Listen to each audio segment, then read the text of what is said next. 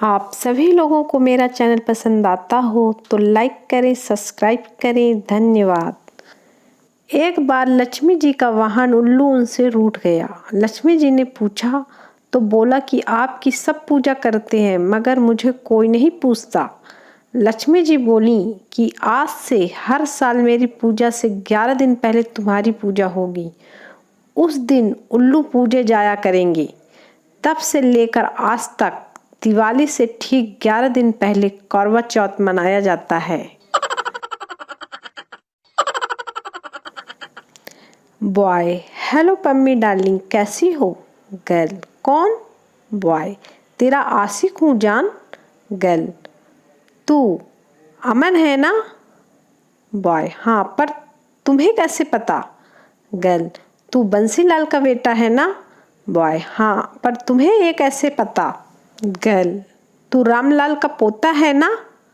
Boy, हाँ, पर darling तुम्हें ये सब कैसे पता? गर्ल, हरामखोर, मैं तेरी माँ हूँ। तूने पम्मी को नहीं मम्मी को फोन लगाया है। तू घर आ, फिर बताती हूँ तुझे। एक बैंक मैनेजर ने रिटायर होने के बाद पोल्ट्री फार्म खोला और सब मुर्गियों को रोज 2 अंडे देने का टारगेट दिया। सभी मुर्गियों ने अपना टारगेट पूरा किया, लेकिन एक ने सिर्फ 1 ही अंडा दिया। जब बैंक मैनेजर उससे इसका कारण पूछा तो उसने कहा, साहब, ये तो टारगेट के चक्कर में 1 अंडा दे दिया है, वरना मैं तो मुर्गा हूँ। मैनेजर बेहोश। सड़क के इस पार एक पंजाबी भाई की दुकान थी। सड़क के उस पार एक बनिए का नया स्टोर खुला और साइन बोर्ड लगा कि मक्खन 100 रुपये। अगले दिन पंजाबी भाई की दुकान पर साइन बोर्ड था मक्खन 90 रुपये। उसके अगले दिन बनिए के साइन बोर्ड पर मक्खन 80 रुपये। इसी चक्कर के बिना पर और 2 दिन बाद बनिए के साइन बोर्ड पर मक्खन 60 रुपये टंगा था। इस सिलसिले पर निगाह रखने वाले एक मित्र तब पंजाबी भाई के पास पहुंचे और समझाया कि भाई, वो बनिया बड़ी पैसे वाली पार्टी है। वो घाटा खाकर भी लंबे समय तक अपना मक्खन या माल बेच सकते हैं। तुम उसके सामने ज़्यादा समय तक नहीं टिक पाओगे। पंजाबी भाई ने मित्र को देखा, उसकी तरफ झुके और राजधराना लहजे में कहा, प्राजी, मैं ते मक्खन बेचता ही नहीं।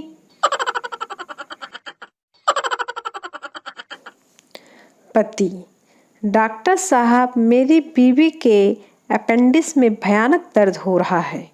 डॉक्टर, बेवकूफ, मैंने 1 साल पहले ही तुम्हारी बीवी के अपेंडिक्स का ऑपरेशन करके उसे निकाल दिया था।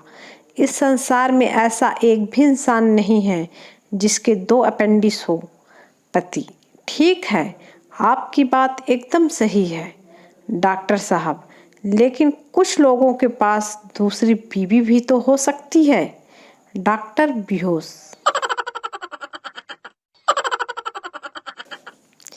एक दंपत्ति अपनी शादी की 40वीं वर्षगांठ मना रही थी।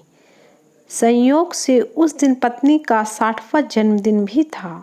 उस रात उनके घर में एक परी प्रकट हुई।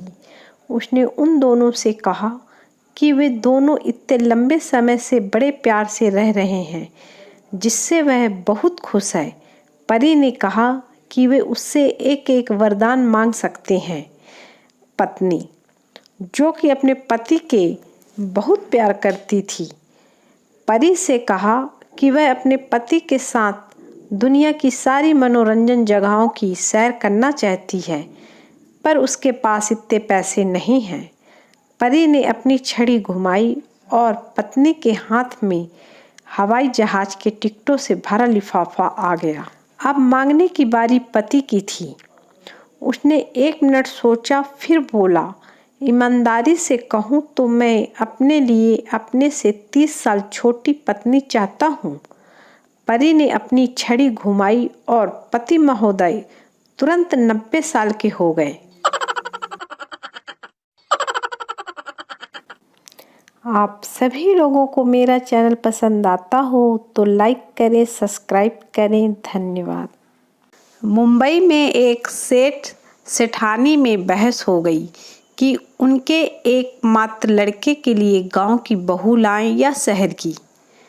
सेठानी कहती है कि गांव की लाएंगे क्योंकि वह घर का काम संभाल लेगी। सेठ जी कहते हैं कि वे गंवार होती हैं, उन्हें शहर के तौर तरीके नहीं आते हैं। आखिर सेठानी की जिद पर एक गांव पहुँचे। सेठ जी ने कहा, बेटी जरा चीकू सेक ले आओ।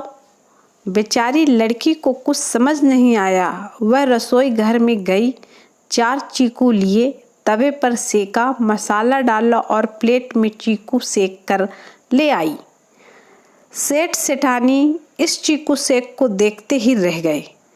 अब सेठ जी कहने पर शहर में लड़की देखने गए। सेठानी ने नई बहू की परीक्षा लेने के लिए बोला, बेटी जरा पापड़ सेक लाओ। लड़की किचन में गई, 4 पापड़ लिए, मिक्सी में डाले, पानी मिलाया और ग्लास में भरकर ले आई और बोली, लीजिए पापड़ सेक। छोरा अभी भी कवारा ही है। आज मंदिर में बहुत भीड़ थी। एक लड़का दर्शन के लिए लगी लंबी लाइन को बहुत दूर से देख रहा था। तभी पास में एक पंडित जी आ गए और बोले, आज बहुत लंबी कतार है, यूँ दर्शन न हो पाएंगे। विशिष्ट व्यक्तियों के लिए विशेष व्यवस्था है, 501-2 मैं सीधे दर्शन करवा दूंगा। लड़का बोला, 501 रुपये दूंगा, भगवान से कहो बाहर आकर मिल लें। कहना मैं आया हूँ।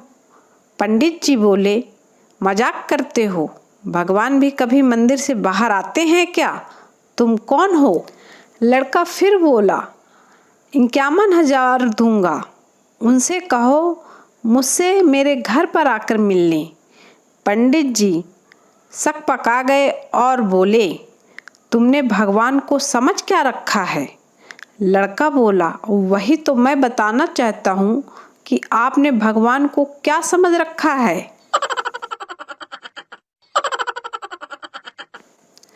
शादी के बहुत दिनों बाद 2 दोस्तों की मुलाकात हुई।